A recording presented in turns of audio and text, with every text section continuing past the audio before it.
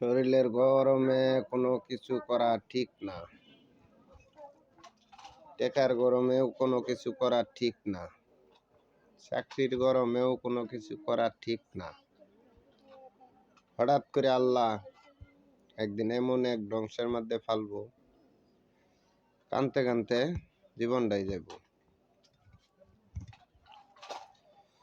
কানতে কানতে জীবনটাই যাব। তবে কাউরে দুঃখ দিও না, কেউ না। আজ আমি কাঁদছি, কালকে তুমি কানবা, এটাই স্বাভাবিক, এটাই স্বাভাবিক। সবসময় শরীরের রক্ত গরম থাকে না, ঠান্ডা হয়।